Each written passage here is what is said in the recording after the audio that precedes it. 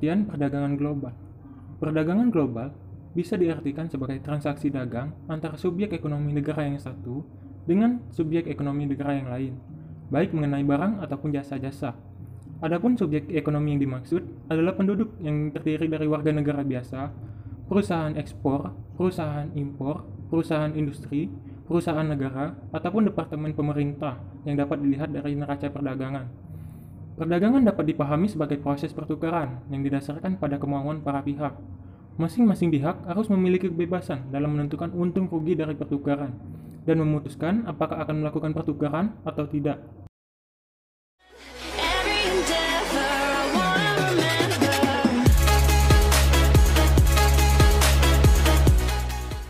Dengan adanya perdagangan pasar bebas, mereka dituntut harus siap mental dan siap perekonomian. Pelaku usaha lokal negara-negara tersebut akan bersaing dengan pelaku usaha dunia dan juga negara-negara maju. Di samping itu, dengan meningkatkan aktivitas perdagangan dalam pasar bebas, berarti meningkat pula perkembangan teknologi, komunikasi, serta transportasi. Ada beberapa tujuan pasar bebas. Yang pertama, meningkatkan pendapatan negara. Adanya perdagangan yang tidak hanya di dalam negeri akan meningkatkan potensi pada suatu negara untuk mempunyai pasar yang lebih luas. Untuk itu, kegiatan mengekspor dari luar negeri dilakukan untuk bisa mendapatkan nilai transaksi jual beli yang lebih besar. Yang kedua, meningkatkan perekonomian negara. Dengan melakukan kegiatan ekspor, negara juga pasti akan mendapatkan pasar yang lebih besar. Untuk itu, perdagangan bebas adalah suatu peluang bagi setiap produsen dari dalam negeri untuk bisa meningkatkan produksi serta kualitas produksi, caranya agar mampu menenangi pasar internasional. Yang tiga, memperluas pasar. Sistem perdagangan yang lebih terbuka ke banyak negara juga akan mampu memperluas konsumen pada suatu produk. Yang keempat, menciptakan transfer of technology. Besar kemungkinan transfer of teknologi pun bisa lahir karena adanya pasar bebas. Kenapa itu? Karena teknologi yang ada di negara maju pastinya akan lebih canggih daripada negara berkembang. Dan yang terakhir, memenuhi kebutuhan dalam negeri. Keperluan dan kebutuhan di dalam negeri akan bisa terpenuhi dengan tepat dengan adanya pasar bebas. Kenapa demikian? Karena beberapa barang mungkin akan sulit untuk diproduksi atau didapatkan dalam negeri. Untuk itu, negara yang melakukan kegiatan impor barang dari luar negeri bisa memenuhi kebutuhannya secara lebih mudah.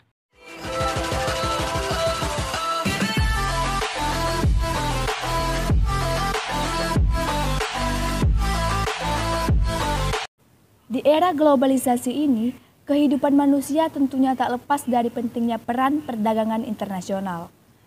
Perdagangan global juga dibantu oleh institusi politik global seperti WTO dan GITT. Dalam 60 tahun terakhir, perdagangan internasional tumbuh dengan pesat karena dibantu oleh kedua institusi politik tersebut. Rezim perdagangan global setelah Perang Dunia II muncul pada tahun 1944 ketika Konferensi Bretton Woods. Di tahun itu, Amerika Serikat dan Inggris menjadi dua kekuatan industri utama dunia. Keduanya ingin cepat melakukan perdagangan bebas. Namun, terdapat beberapa kendala seperti Inggris yang khawatir tentang kurangnya dolar karena saat itu dunia menerapkan sistem nilai tukar mata uang. Sedangkan di tahun 1950, Senat Amerika Serikat menolak untuk meratifikasi rancangan ITO karena pasal ITO yang dianggap memberikan peluang tuan rumah untuk membatasi investasi asing di negara mereka.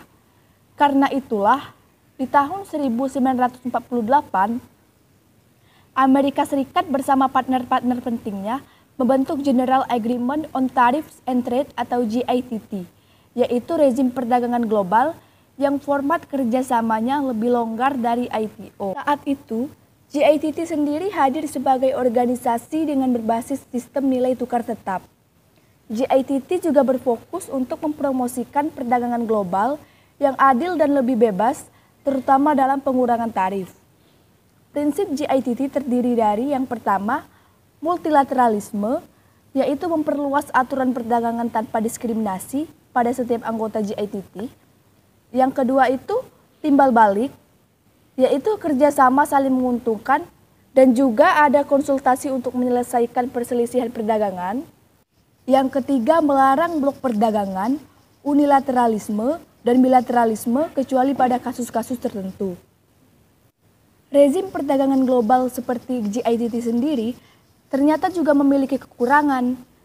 Seperti ruang lingkup terbatas, GITT lebih mengarah ke forum negosiasi daripada organisasi, mekanisme penyelesaian sengketa masih terbatas, jurisdiksinya hanya tertuju pada barang-barang manufaktur saja. GITT juga tak punya kekuasaan dalam hal jasa, investasi asing, pertanian, serta hak kekayaan intelektual. Kekurangan GITT inilah yang membuatnya tergantikan dengan kemunculan WTO pada tahun 1995 di Uruguay Ron. Meski GITT tergantikan oleh WTO, namun GITT telah mengambil peran penting terutama untuk membantu mengurangi konflik dalam perdagangan serta untuk mengurangi hambatan dalam perdagangan internasional sejak tahun 1947 sampai 1994. Kelahiran WTO sebagai rezim perdagangan global yang menggantikan GITT tentunya memiliki perbedaan dengan GITT. Perbedaan tersebut terdiri dari yang pertama, hukum dan kelembagaan struktur WTO dirancang untuk memungkinkan WTO memainkan peran yang jauh lebih penting dari GITT dalam perdagangan internasional. Yang kedua, aturan hukum WTO sifatnya lebih mengikat daripada GITT. WTO juga memiliki fungsi yang terdiri dari yang pertama, mengatur perjanjian antar negara dalam perdagangan. Yang kedua, mendorong arus perdagangan antara negara dengan mengurangi dan menghapus berbagai hambatan yang dapat mengganggu kelancaran arus perdagangan barang dan jasa. Yang ketiga, memfasilitasi perundingan dengan menyediakan forum negosiasi yang lebih permanen. Keempat, untuk menyelesaikan sengketa, mengingat hubungan dagang sering menimbulkan konflik-konflik kepentingan. Yang kelima, menyelesaikan sengketa dagang. Yang keenam, sebagai forum negosiasi perdagangan. Yang ketujuh, memonitor kebijakan perdagangan suatu negara. Dan yang kedelapan, memberikan bantuan kepada negara-negara berkembang. WTO juga memiliki tujuan yang terdiri dari 1. Meningkatkan taraf hidup dan pendapatan. Lalu selanjutnya menjamin terciptanya lapangan pekerjaan, meningkatkan produksi dan perdagangan. Dan yang ketiga, mengoptimalkan pemanfaatan sumber daya dunia. Prinsip dasar WTO terdiri dari perlakuan yang sama untuk semua anggota, peningkatan tarif, perlakuan nasional, perlindungan hanya melalui tarif, dan perlakuan khusus dan berbeda bagi negara-negara berkembang.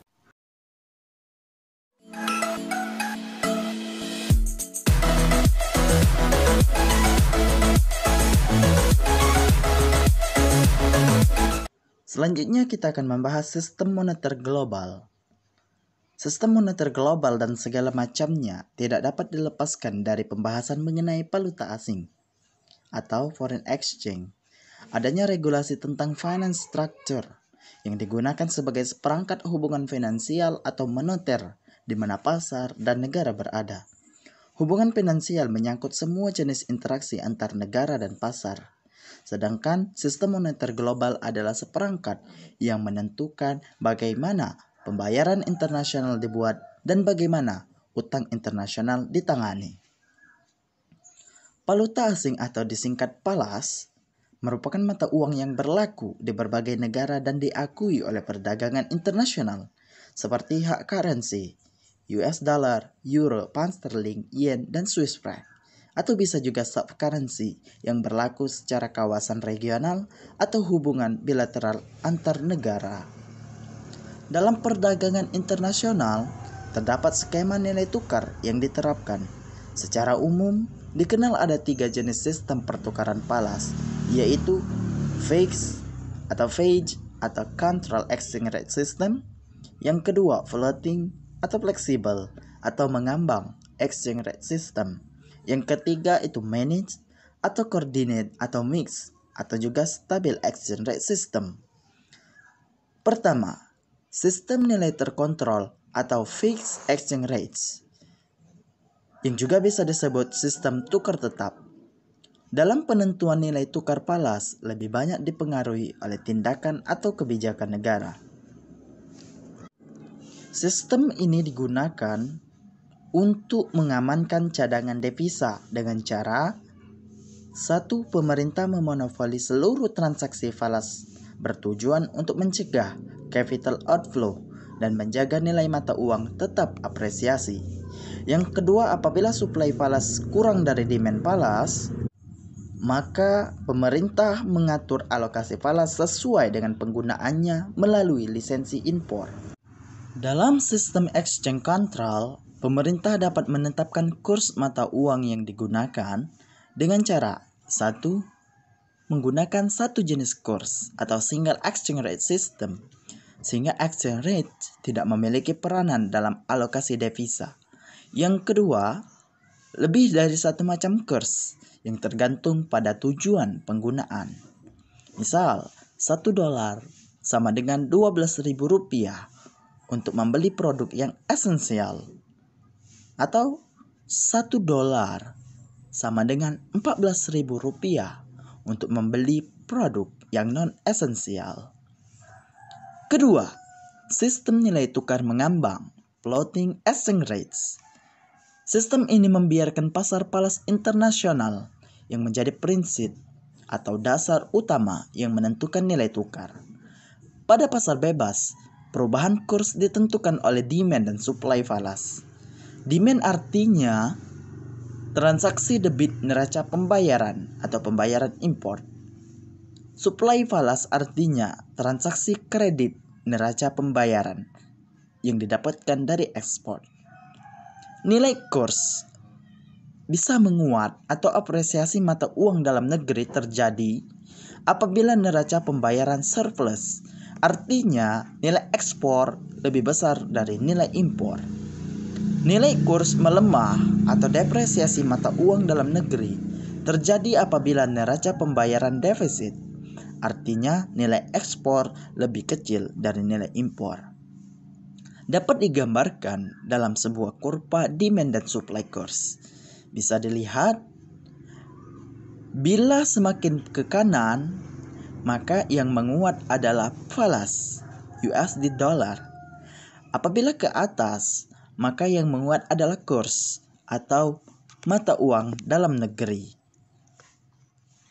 Yang ketiga adalah sistem nilai tukar campuran atau stabil atau managed exchange rates, di mana negara dan pasar sama-sama merupakan faktor penting dalam menentukan nilai tukar. Stabilisasi nilai kurs dilakukan untuk merespon dari ketidakpastian pasar. Pemerintah dapat menstabilkan nilai kurs dengan cara: 1. Tindakan aktif atau intervensi langsung berupa membeli atau menjual falas ke pasar falas internasional. Pemerintah mengintervensi pasar dengan menyediakan dana stabilisasi nilai kurs.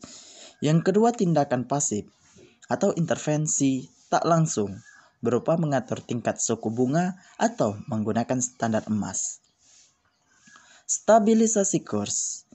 Jika nilai kurs turun akan merugikan eksportir, maka pemerintah akan membeli falas di pasar falas sehingga demand falas naik dan nilai kurs terapresiasi. Jika nilai kurs naik akan merugikan importir, maka pemerintah akan menjual falas di pasar sehingga suplai falas bertambah dan nilai kurs bisa menjadi stabil. Bisa dilihat di kurva ketika D1 bisa berubah menjadi D2 atau adanya penurunan dari D2 menjadi D1. Pemerintah mensiasati dengan menjual atau membeli sehingga demand stabil walaupun supply-nya meningkat atau menurun. Sistem foreign exchange memiliki kaitan erat dengan investasi dan perdagangan internasional, serta pada gilirannya berkaitan juga dengan dinamika politik internasional. Menurut David N. Bellum and Michael Fassett, menyebutkan ada 3 syarat dalam menentukan sistem falas, yaitu stabilitas, fleksibilitas, dan kredibilitas. Tiga tersebut harus dipenuhi dalam penentuan valuta asing yang diberlakukan. Kehilangan syarat atau tidak tercukupnya syarat akan berdampak pada sistem moneter yang berlaku, seperti hilangnya kredibilitas terhadap falas, menyebabkan serangan-serangan spekulatif yang akan berdampak pada krisis keuangan, seperti yang terjadi dalam dasawarsa 1990-an di sejumlah negara Asia, termasuk di Indonesia, yang menjadi pemicu jatuhnya rezim politik Orde Baru. Dalam sejarahnya, pemerintah Indonesia pernah menerapkan semua sistem falas. Pada 1973 sampai Maret 1983, Indonesia menerapkan sistem nilai tukar tetap. Kemudian, pada Maret 1983 sampai September 1986, menerapkan sistem nilai tukar mengambang terkendali tetap. Dari September 1986 sampai Agustus 1997 menerapkan sistem mengambang terkendali fleksibel. Sementara itu, sejak Agustus 1997 sampai sekarang, Indonesia menerapkan nilai tukar mengambang.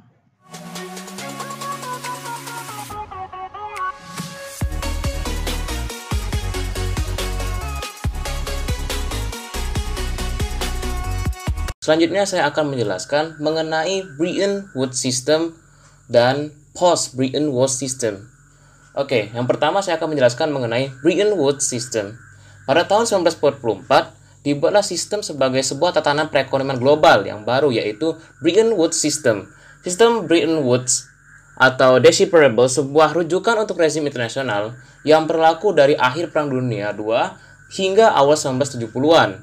Sistem Bretton Woods adalah contoh pertama dari tatanan moneter global yang sepenuhnya dirundingkan dan diartikan untuk mengatur hubungan mata uang bangsa-bangsa yang berdaulat. Sistem ini dipimpin langsung oleh negara Amerika Serikat secara rasionalitas, memang dirancang sebagai aksi protes terhadap sebuah kebijakan proteksionisme bangsa-bangsa pada tahun 1930-an. Premis yang mendasar dari sistem ini ialah sistem politik internasional dan ekonomi, keterikatan satu sama lain hingga timbal balik serta persamaan relatif di antara bangsa-bangsa. Ide dari sistem ini adalah intervensi yang dilakukan dibatasi dalam level-level tertentu. Intervensi politik yang dilakukan tersebut dapat dilaksanakan jika saling dependensi dengan hal-hal seperti public collective goods, juga kegagalan pasar, dan adanya praktik monopoli yang terjadi di dalam mekanisme pasar itu sendiri. Selama perkembangannya, sistem ini menghasilkan sebuah tiga rezim dan institusi yang menjadi alat regulasi dalam tatanan perekonomian internasional. Antara lain yaitu ada International Monetary Fund atau IMF, lalu ada World Bank, lalu ada World Trade Organization atau WTO. Dan sistem-sistem institusi yang dihasilkan dari sistem ini sangat erat kaitannya dengan Amerika Serikat yang ingin mengembangkan perekonomian dengan berasaskan liberalisme yang mengedepankan free trade dan free protect dalam mekanisme pasar internasional. Untuk mempertahankan eksistensinya dalam perekonomian global, Amerika Serikat mengembangkan kestabilan hegemoninya untuk menjadi aktor unipolar yang memiliki peran penting sebagai kontrol, baik dalam tatanan perekonomian maupun dalam menciptakan stabilitas politik internasional. Yang kedua ada Post-Bretton Woods System. Pasca berakhirnya sistem Bretton Woods, istilah globalisasi semakin meningkat sejak tahun 1980-an. Hal tersebut mengidentifikasikan globalisasi dalam 4 aspek dasar, yaitu perdagangan dan transaksi, pergerakan modal dan investasi, lalu perpindahan pergerakan manusia serta penyebaran ilmu pengetahuan. Proses tersebut memungkinkan terbukanya free trade, membuat lintas batas antar negara semakin kabur dan hilang. Faktanya, saat ini lintas negara bukan saja berupa barang dan jasa, akan tetapi investasi dan teknologi semakin meningkatkan volume perdagangan antar bangsa.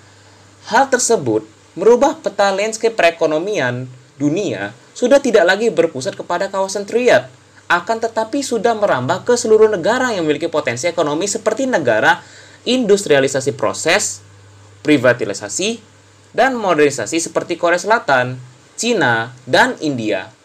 Walaupun sudah terjadi, namun masih saja Amerika Serikat masih memiliki peran dominan dalam perekonomian dunia sekarang, yang dimana mata uang dolar sebagai mata uang utama dalam sistem Bretton Woods, yang menyebabkan perputaran uang sebuah negara harus di-backup dengan cadangan emas dan valuta asing.